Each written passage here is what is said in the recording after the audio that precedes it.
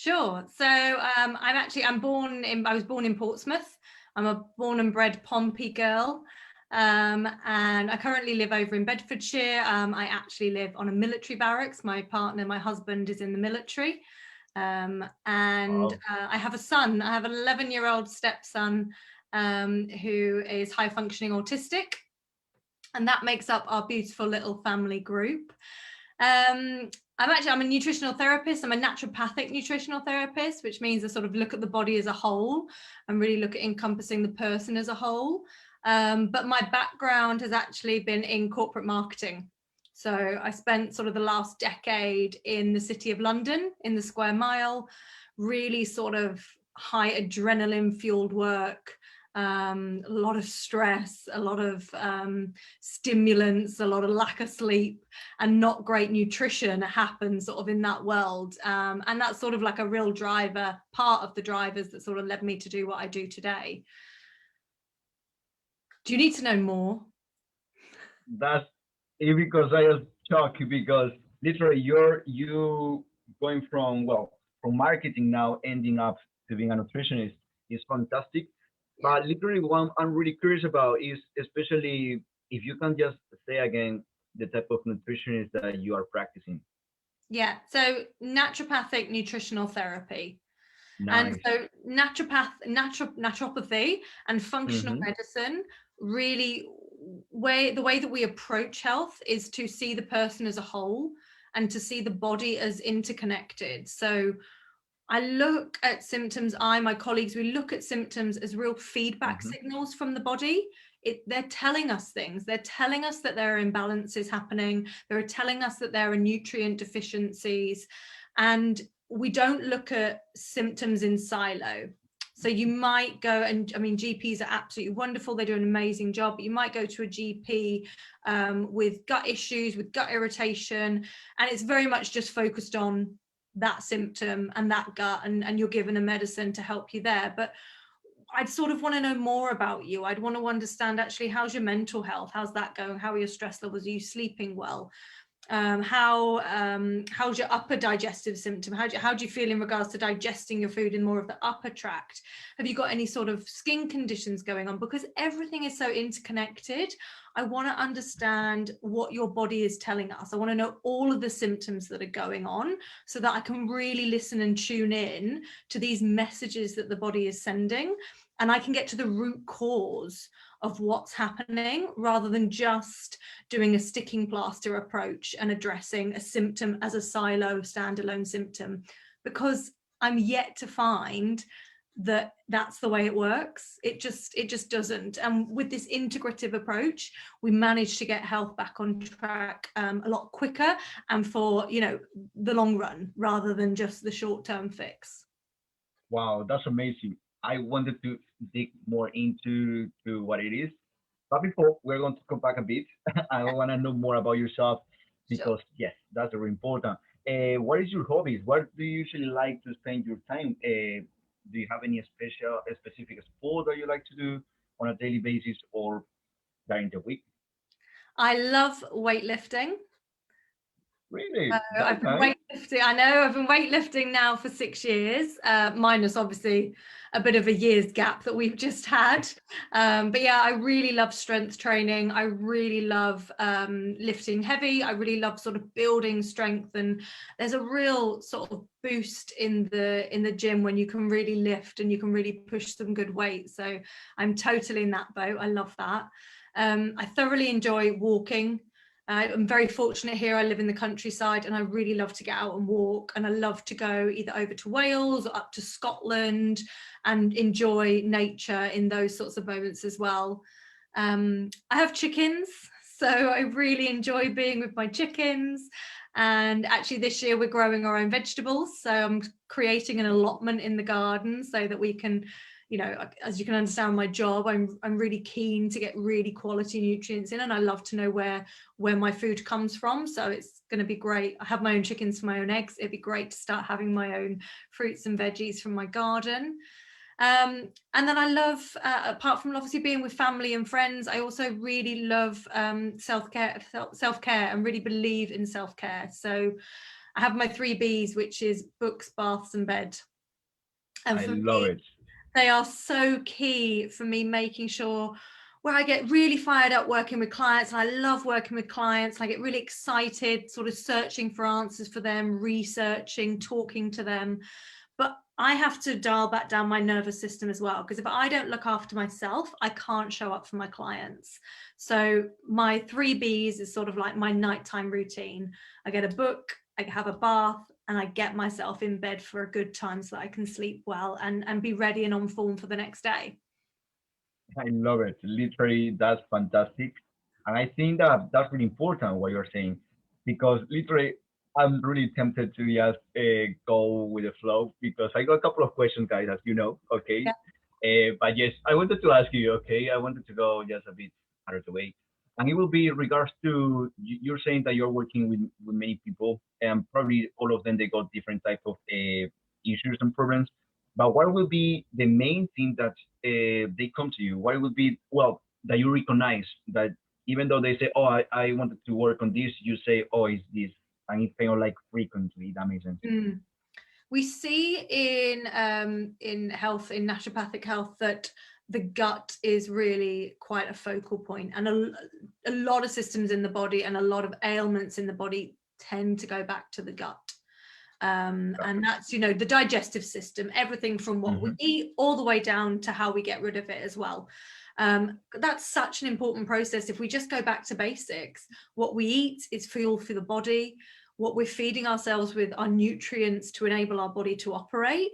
And in order to use those up, there'll be a point where actually we've used those nutrients and we need to now get rid of them. And that's the digestive system in, you know, in a whole. It encompasses our liver, it encompasses our gallbladder, you know, stomach, intestine, all of it. And we see a lot of the ailments are all relating back to the gut in some way, shape, or form.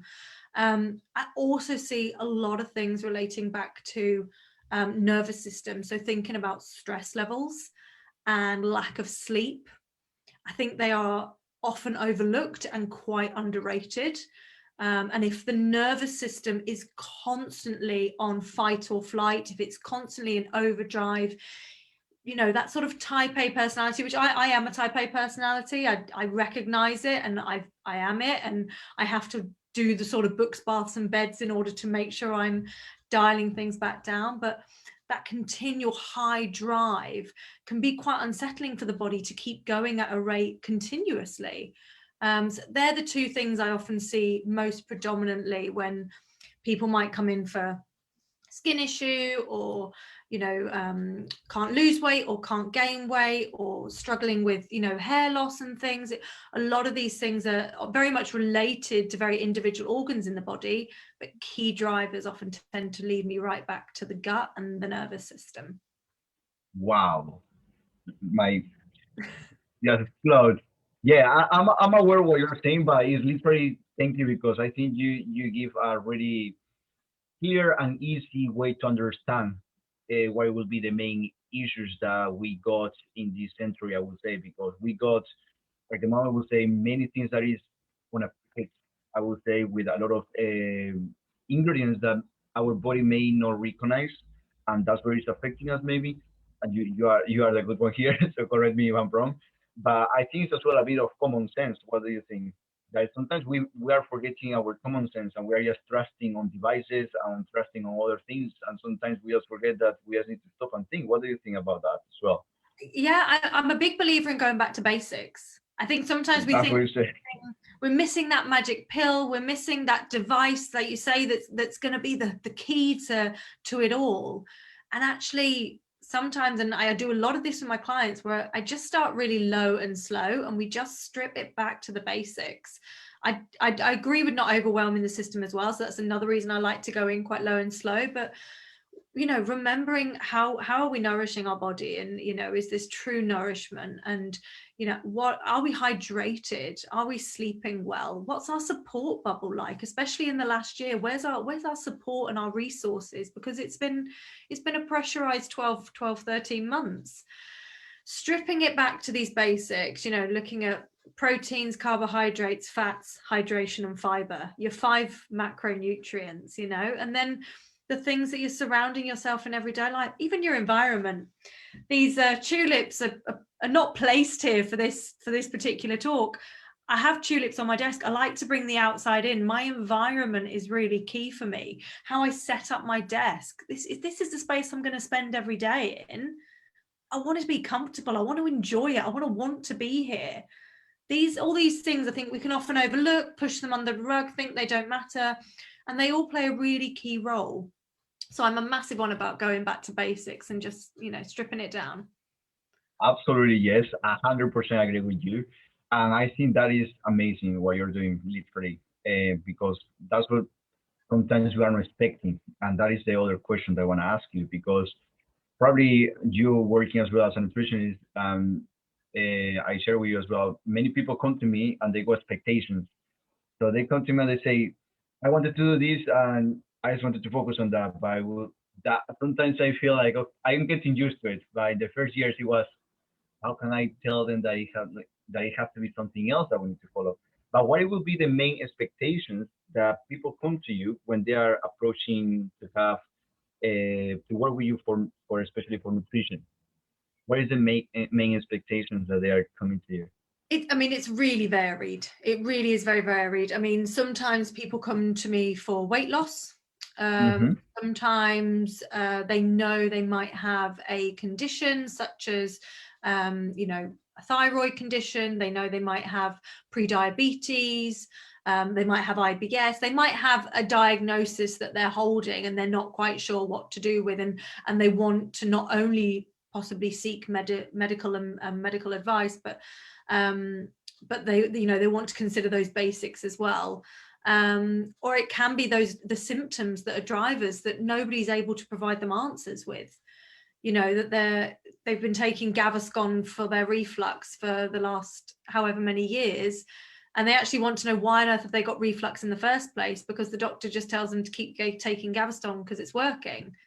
Actually, that's not the solution. And I think a lot of people now want to know what the solution is to the root cause of the problem. It could be eczema, it could be acne, it could be hair falling out. It's very vast. It could be hormone changes, PMS, migraines, low mood. Wow, and the list is going. Yeah, it can keep going. And this is like a real ethos to where I sit, of the fact that these things, we don't have to put up with these things. You don't have to put up with eating a meal and worrying about the fact that you're going to feel bloated or need to rush to the toilet. You don't need to put up with the fact that you're getting a migraine every few weeks. You don't need to put up with these things. These things aren't normal. They are, as we were saying earlier, they are feedback from the body saying, I'm not in a state of balance. I'm at a state of dysregulation. I'm at a state of dis-ease. If we break down the word disease, it is dis-ease. And that's what these symptoms are saying. So you don't need to brush them aside. I really work to empower people to know that they can gain control of these. They can find solutions. It might not be quick, depending on what's been going on with your health, and I go right the way back to birth, a bit like the question you asked me at the beginning. I go right the way back to the birth. I want to know what the birth was like for that person. I want to know whether they were breastfed. I go through all of it until I really appreciate the world that you've been surrounded in, the environment, in the health that you've had all your life. I'm gonna use all of that to give me tools to help alleviate these symptoms.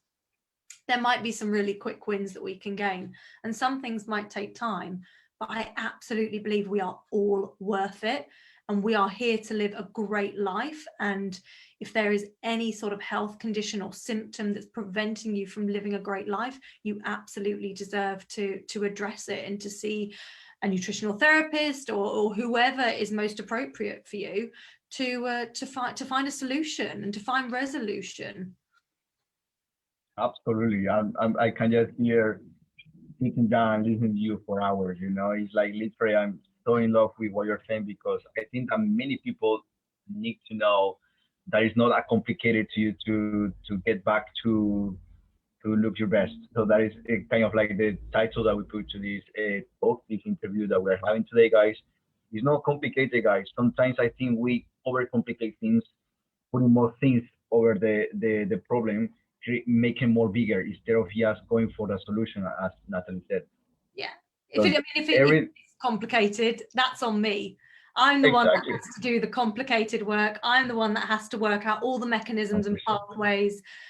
What I give my clients is just really straightforward things to follow to find the easiest, least overwhelming way out of where they're currently feeling. The complication lies with me. That's why I do what I do. That's beautiful. Something that I want to ask you now that we are talking in regards to this, I think many of the problems that, in my case, in my point of view, will be that is causing many misunderstood regards to nutrition. Will be that different type of diets that you will find outside. So you will have vegan, you will have keto, you will have, and you can have like 10 or 20. Most of them, the five of the most favorite ones from everyone, which is vegan, keto, paleo, and then you go another ones more. But what is your point of view of these type of diets as well? I genuinely don't believe that there is a champion of diets. I don't believe there's a winner and I don't believe there's a loser. I think there are places for all sorts of diet, and this is what it is. It's just an adaptation of a diet. We all have a diet. It's the food that we eat. That's our diet. Mine doesn't have a label. There might be certain things I choose not to eat. But I don't necessarily think we need to carry around a label. We don't need to be a vegan, or we don't need to be keto, or we don't need to be anything restrictive, because there is no winner or loser. It really is very much the diet, the food choices that work for you as an individual, and they can change across your life. That just because something might work for you in the moment doesn't mean that in 10 or 20 years time it's still going to work for you, because we change from a biochemical from a biochemical point of view. We are constantly changing, we are constantly evolving, hormone changes and all sorts that are happening throughout the course of our life, aging. So the diet that we choose, the diet that suits us best, can keep adapting too. So I'm not a fan of labels. I totally respect if somebody would prefer to eat a vegan diet, then I will absolutely cater the right choices, the right nutrients. I'll make sure I cater. I'm not about to go and recommend they go and have a steak. But I don't consider it necessary to think you have to label yourself either. Really make sure that actually what you're doing is eating the food that nourishes your body in the way that your body needs. That's what's most important. That's really interesting because I would say, yeah, to be honest, in my case, I'm in the position sometimes that, as you said, I'm in the stage of my life that I decide for one moment just to stop eating meat. And it's literally just to, now that we are sharing this, in my case, I'm coming from a country with the chickens and all the animals is going to be in the land. It's not going to be 1,000 chickens in just one square getting anxious and stressed. So when I'm going to the supermarket, I will not think that it's going to be organic or it's going to be on a land, because they need to make money. And it literally, they need to feed thousands and thousands of people. In Peru, probably it's going to be the same, but we got mainly that's a main job, if that makes sense. Here, other main jobs is going to be different. So that is the only thing that at the moment is making me more aware of. Mm-hmm. But do you think as well, it will be that people need to be more conscious about of what you said, right? Of what they are eating and how they are choosing the things. But here's the question for you, and I wanted to know your point of view. What do you think about, is that a massive difference if you are choosing between organic and normal, or is kind of like the same?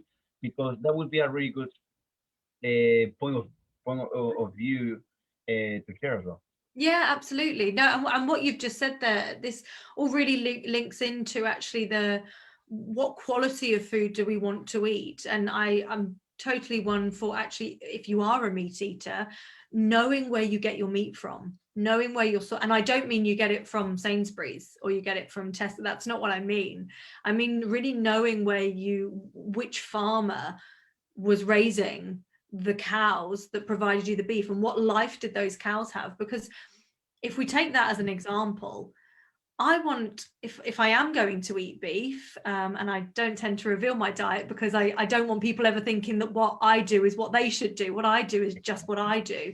But if I'm going to eat beef, I want to know that I've got a piece of meat, a piece of beef that is from a cow who's had time roaming outside on the grass, eating eating grass, not eating corn that's been forced in a barn where he's had no sunlight or she's had no sunlight.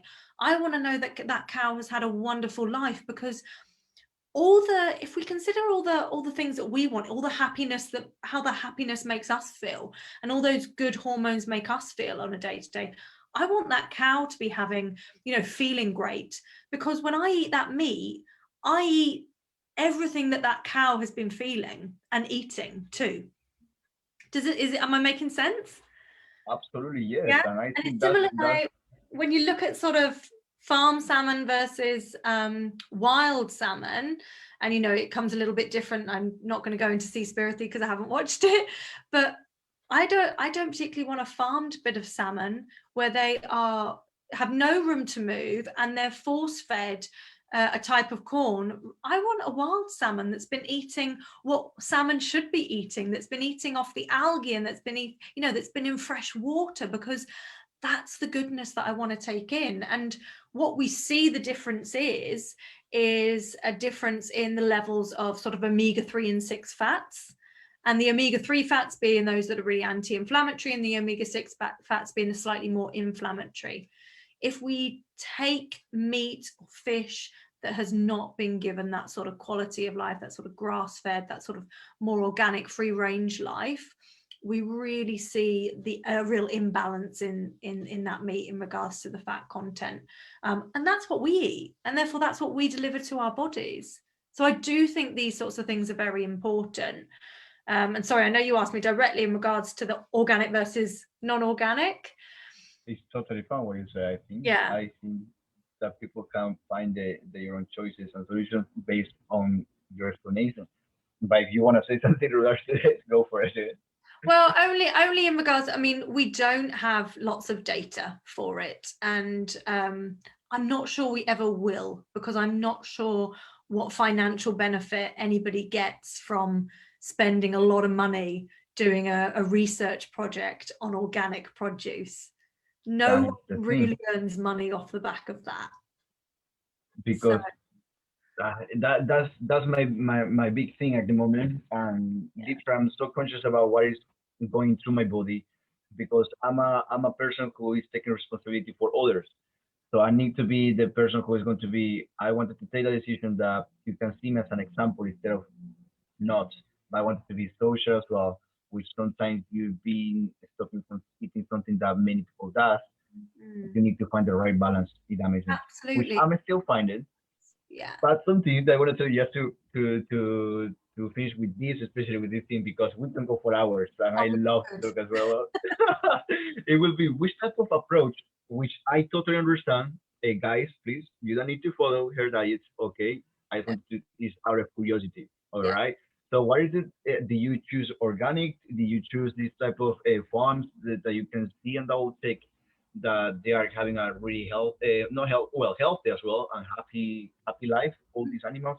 What is which type of nutritional lifestyle do you follow on a daily basis? Yeah, sure. So I do eat meat, I do eat fish. I also eat plant-based protein. I think it's really important that we vary the types of protein that we've got. I am conscious of where I purchase my meat and my fish. I do not buy it from the supermarket, because I can't currently trust where they are getting it from. So I do buy it from suppliers online where I can talk to them about their approach to getting hold of the meat. I like grass-fed. I like organic where possible, although I appreciate it's not always sustainable for people because it does come with a heavier price tag. So I use farm shops a lot because I like to shop local. I like to pour my money into local smaller businesses rather than the bigger supermarkets. And obviously I grow my own vegetables now, and I have my own chickens, because when it comes to eggs, I'm still really quite now I've got chickens as well, I'm still really quite upset about the whole chicken market and the battery hens and things like that. So I'm one for going organic free range eggs as well. I don't personally eat wheat, and that is purely because I have an intolerance to it. So I get symptoms and side effects from eating wheat. If you don't, then of course crack on and eat it. But this is where it gets really individual and really personal. I hope one day I'll be able to eat wheat again. I'm still working on sort of a gut protocol to help me be able to eat wheat again. But that's how I currently look at my my diet, and it's Yeah, sort of. ever changing. Exactly. I think we're evolving, and that's part of the human evolution. Something that I want to ask you, which is, if you, for example, do keto, vegan, or any other type of like famous diet, can Mm. you raise any intolerance or like allergies because you are lacking of any nutrient? It can happen that, because that is a question that many people ask me. I would say I think it will vary, but if we can have a standard or your point of view, it may Mm. happen. Mm. So I don't see, so allergies is the immune system reacting to something. That's generally something that we pick up at quite a young age. And it's Got something it. in infancy that we recognize. So I mean, obviously gluten is a key one. If you're celiac, that's obviously a key allergy. Dairy can be an allergy, as can soy sometimes, and eggs, things like that. So you don't tend to develop them in later life. Intolerances are very much a digestive discomfort that can then sort of manifest and present in other ways, such as eczema on the skin, or typical digestive symptoms, or headaches and brain fog and fatigue. So, but it very much leads back to that digestive system of an intolerance and aggravation that's happening there, but we don't see an immune reaction happening with it. It's very much mechanistic rather than immune response. But intolerances, are very much a moment in time. So if you were to remove that intolerance and heal the gut, you should then be able to introduce it. If you were to go and choose to be vegan, there are some nutrients that lack in a vegan diet, and they are worth supplementing with the support of a nutritional therapist, because I have to say supplements can interact with other supplements, and supplements can interact with medication. So definitely always get advice if you're going to supplement. There's also better supplements on the market than others. Some are filled with fillers and all sorts, and just you'll be wasting your money. So please do get advice. But if you're lacking in those deficiencies because of a certain diet, if you start to get nutrient losses, they're going to manifest in symptoms rather than in an intolerance. It'll manifest as some sort of symptom to show that deficiency. What That you is may get is super. digestive discomfort if you've switched your diet, because you've changed your food quite a lot and your digestive system's trying to work it out still. But yeah, does that answer your question? Absolutely, yes. And thank you so much for that, because that's really thoughtful. Uh, I'm just here to finish, because I'm so sad that we need to finish with this amazing conversation, which, as I told you guys, we can talk. In my case, I can talk for hours regards to that. But I'm really passionate about well-being and health and fitness and how they are connected to each other. So the two last questions that I would like to ask you will be: what is your vision of you being a nutritionist? Of what you want to achieve here in 5 years time or 10 years time, or how do you see yourself doing the evolution as well of your career? Yeah. So I mean, I became a nutritional therapist because I saw the value in doing this sort of work with myself, and wanted to be able to help others. So I hope that in several years' time, I have helped lots more people than I've currently helped to date. I hope I can reach more people by doing more sort of online courses and things like that, so it becomes more accessible to a wider pool of people. But really, I think most importantly, rather than just me as an individual nutritional therapist, for my industry, for nutritional therapy, I really hope to see a sort of collaboration and partnership with allopathic Western medicine. What they do is wonderful. We've watched that over the last 12 months. You know, there is absolutely a time and place for Western medicine. If you've got appendicitis, if your appendix is going to rupture, please don't see a nutritional therapist. Please go to the hospital. Please get medical attention. You know, there are absolutely times and place for it. But where we see nutritional therapy come into its own is that sort of really chronic conditions and that almost recovery from ailments that people are in the hospital with. If we could collaborate, and if we could bring naturopathy and functional medicine and allopathic medicine together, the patient is going to be the one who benefits. And I would absolutely love to see that as I grow in this career. I will champion that. And I love watching people. Rangan Chatterjee, you know, doctor in the house, is a great example of a GP who has seen the benefits of functional naturopathic medicine. And he's really helping us to sort of add that collaboration and try and change the tide on medicine. So yeah, I remain really optimistic about a future partnership in that way. Absolutely, I can feel that to here. Okay, so that's awesome. So keep it up, and I think as long as we are going to be willing to spend our days serving others and trying to leave the world better than it was before, I think it's going to be a life that is going to be worth it. So 100%. yes, guys, okay. And yes, just to wrap up this, I don't want to leave, but literally we got our commitment, guys. But if you like it, you can comment on the Facebook group. You can share this like, and then we can try to see if we can get some more time when we're going to discuss more in detail any other topics that we'll be talking here, because we got lots of topics here that we can talk and we can just go for hours. But where they can find you, what is the services that you provide, how they can reach you out, what is the best way to contact with you? Yeah, sure. So I'm across social media.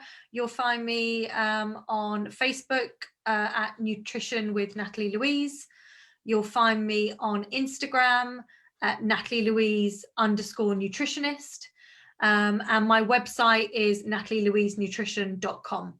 So they're the places that you can find me. On my website, you've obviously got my blogs, and you've also got the ways in which you can work with me. And at the moment, I do one-to-one consultations. So I help people very much on that individualized, personalized level to really support people in improving their health for the long term. And I also I offer workshops and sort of talks at retreats and talks for corporates and things like that. So that's all available on my website. But across social media, you'll see me there every day, as Emmir well knows. Absolutely, guys. Yes, it's worth it to spend some time just watching her stories. It's awesome. And it's going to be just kind of like you getting motivated to know more about yourself, but also the things that she's sharing as well is kind of like to you to have the harmony and the balance, which is really important, guys. Okay. Here we're not trying to preach perfection. We are trying to preach just to have harmony, to have quality of life, to you to feel stronger, healthier, happier, and just living life how it's supposed to be, you know, and not now as well in the future, how you're going to see yourself into 60s, 70s, 80s. We are playing the long term here, guys. Okay, just remember that. This is the purpose of the Share Your Mindset, is to bring people like Natalie today. Yeah. She's passionate. I can feel her vibes. Okay, so yes, guys, follow her.